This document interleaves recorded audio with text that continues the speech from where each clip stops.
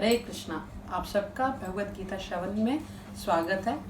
तो आज हम अध्याय 2 गीता सार का श्लोक लेंगे 47।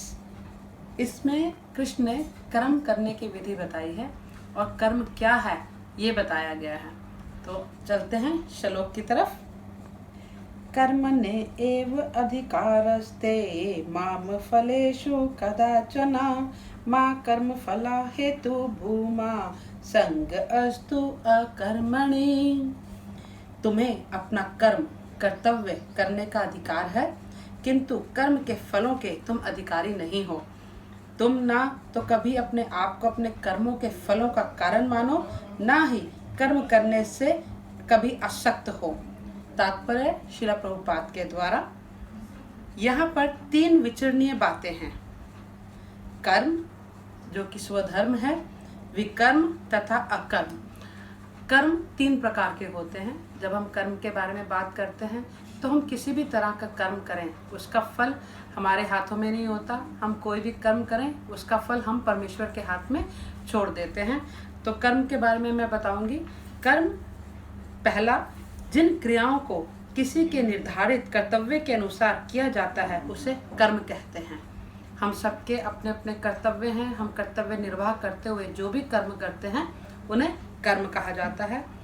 उसके अलावा जन्म तथा मृत्यु के चक्र से मुक्त करने वाली क्रियाओं को अकर्म कहा जाता है। अब अकर्म होते हैं जो कृष्णा भावना भावित होते हैं।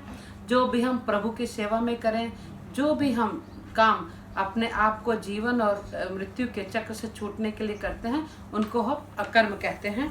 और फिर है विकर्म, जो कार्य किसी की स्वतंत्रता के दुरुपयोग के माध्यम से किए जाते हैं उन्हें विकर्म कहा जाता है।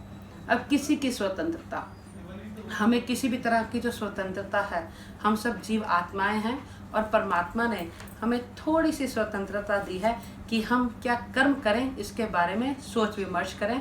हम अपने मन से ये ना सोचें कि ये अच्छा है मैं कर लूँ, ये बुरा है तो मैं ये कर लूँ। गलत गलत है और सही सही है। वेदों के अनुसार जो कर्म आपको बताए गए हैं, जब आप उन कर्मों के खिलाफ जाके पाप कर्म करते हैं उन्हें विकर्म का नाम दिया जाता है।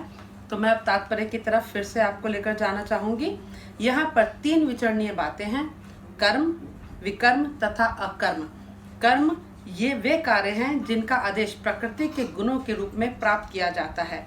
अधिकारी की संपत्ति के बिना किए गए कर्म विकर्म कहलाते हैं। और अकर्म का अर्थ है अपने कर्मों को ना करना, अपने निश्चित किए हुए कर्मों को ना करके कृष्ण भावना भावित कर्म को करना। आप जो भी कर्म करें उसे कृष्ण को अर्पण कर दें तो वो अकर्म में आएंगे। भगवान ने अर्जुन को उपदेश दिया कि वे निष्क्रिय ना हो, अपितु फल के प्रति आसक्त हुए बिना कर्म करें। आप सब ने गीता सार पढ़ा है।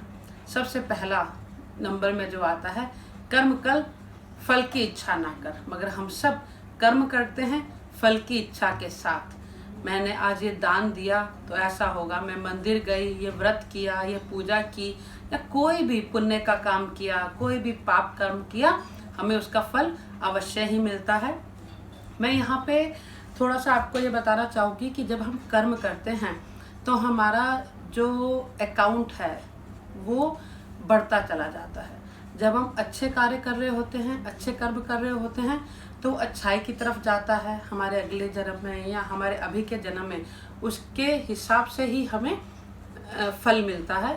और अगला जन्म जब हमारा होता है तो वो अकाउंट हम अपने साथ लेकर जाते हैं। सभी लोग बोलते हैं कि आदमी जब आता है खाली हाथ आता है और खाली हाथ जाता है, मगर यहाँ मैं विशेष टिप्पणी दूंगी, आदमी जब आता है अपने कर्मों का हिसाब किताब लेकर आता है और जब जाता है अपने कर्मों का साथ लेकर जाता है। आपने फाइनेंशियल शीट सुनी होंगी। फाइनेंस में 31 मार्च को फाइनेंस क्लोज किया जाता है, ठीक है। तो जब वो फाइनेंस स्टार्ट होता है तो उसका जो बैलेंस है वो अगले फाइनेंशियल ईयर में बताया जाता है। तो इसी तरह हम हैं और हमारे कर्मों के फल हैं। जब हम इस दुनिया से जाते हैं तो हम अपने कर्मों का अकाउंट अपने साथ लेकर जाते हैं और जब आते हैं तो उन्हीं का हिसाब किताब हम अपने साथ लेकर आते हैं और उसी की तरह हमें उनको भोगना होता है। तो हम जो भी कर्म करते हैं उसे उसके फल को प्राप्त करने के लिए सदैव तत्पर रहें। सोच समझ के कर्म करें। और जब हम पुण्य कर्म करते हैं तो हमारा जो अकाउंट है, हमारा जो बैलेंस है पुण्य कर्म का, बढ़ता चला जाता है, अच्छाई बढ़ती जाती है, दान पुण्य करते हैं, धर्म बढ़ता जाता है। और जब हम पाप कर्म करते हैं तो वो नीचे की तरफ चला जाता है। तो इसके लिए भी हमें जब अकर्म करना है तो अकर्म किस तरह से करना है? जब हम अपना कर्तव्य निर्वाह कर्म करें, चाहे हम पुण्य कर्म करें, विकर्म तो हमें करने ही नहीं है कि मेरे मन ने चाहा तो मैंने ये किया। नहीं, अगर आपके मन ने गलत चाहा तो अपनी इंद्रियों को वहीं पे विराम दीजिए, उन्हें अपने अंदर समेट के रखने की क्षमता दीजिए। इसलिए पुण्य कर्म करें या अपने कर्तव्य के हेतु जब कर्म करें, उन सबको कृष्ण में दें, सब कृष्ण को अर्पित करते जाएं तो उनका फल आपको प्राप्त नहीं होगा। जिस तरह से एक उदाहरण बताती हूँ मैं आपको। आज एकादशी है तो आज हमने कोई दान देना है, हमने व्रत रखा है, तो आप जब भी कोई दान दें, कोई तप करें, किसी को कुछ भी दें, कुछ भी अच्छी सोच के साथ आप अच्छा कार्य करें, तो आप ओम तत् सत करके उसे अर्पित कर दें, उस दान को दे दें। उससे उसका जो पुण्य फल है वो कृष्णा को समर्पित हो जाएगा और आपका अकाउंट 0 हो जाएगा।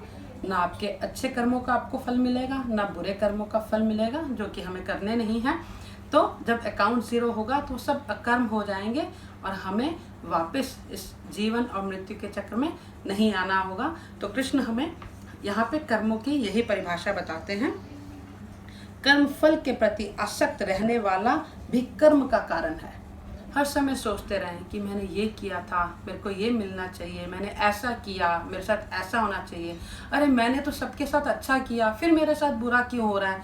तो ये सब हमें नहीं सोचना है, हमें सिर्फ ये सोचना है कि हमने कर्म कैसे करने हैं, कर्म ही करते रहने हैं। और ये लगन लगानी है कि सारे कर्म कृष्ण भक्ति में करें, कृष्णा के लिए करें। इस तरह वह ऐसे कर्म फलों का भोक्ता होता है। जहाँ तक निर्धारित कर्मों का संबंध है वह 3 उपश्रेणियों के हो सकते हैं, यथा नित्य कर्म, आपातकालीन कर्म तथा इच्छित कर्म।